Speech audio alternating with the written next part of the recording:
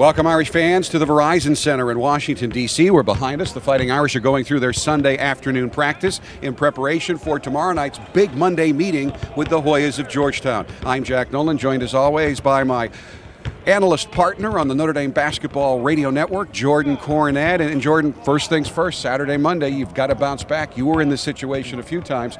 Do you remember some games where you know you lost the game because you let the other team take advantage of some opportunities you gave them? Absolutely, and as an analyst, it's easy to analyze a game like the loss we had against St. John's. You simply couldn't make shots. Those kind of games happen. It's how you respond in the face of adversity. I mean, is the world falling apart because we lost that game? No. But how you respond on the road again, challenged by a very good team in Georgetown, how do you bounce back and how do you erase the memory of the mistakes you had in that game, and how do you go out there and put forth a good 40 minutes? And I'm curious to see how the Irish do that. And I often ask you if you remember being in similar situations to games that we have covered, and you remember playing games like St. John's where you couldn't make any shots, but you don't remember playing a game like that where you still came back and cut it to one at the end. And I think that's where you find the silver lining in that loss, is the fact that you shot 4 of 31 from the three-point line, yet you had a shot at the end of the game in Alex Dragovic to tie it and send it to extended periods. So I think you can learn from the fact that you can still play in games and hang in it despite putting forth the best shooting effort. Are we guaranteed to shoot well against Georgetown? No. But can we find other ways to win the game? And if that's what we have to do, we have to figure out a way to do it.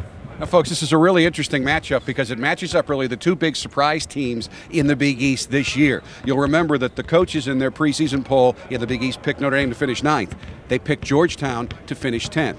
But in addition to continued steady play from guard Jason Clark, Georgetown is getting much improved and very good play from their up-front players. I mean, they mirror the team we are, I feel like, in terms of steady backcourt play, which Georgetown has, and Hollis Thompson and Jason Clark, and a surprise big man in Henry Sims, who you just alluded to. Jack Cooley's that guy for us. So I think we've kind of had similar teams. People didn't expect much of both of us this year. Two great coaches up for National Coach of the Year who've got their teams playing great basketball, and some guys that have really stepped up into bigger roles this year and kind of embraced them and really flourished. So I think it's going to be an interesting matchup between two teams I feel like have different styles in the Big East, different from the other 16 teams in conference, and I think they play smart basketball and they're led by guys who are experienced. So it's going to be a heck of a game. Another little interesting tidbit for you. We've been talking for weeks now how Notre Dame leads the Big East in three-point percentage, field goal defense, and Big East play.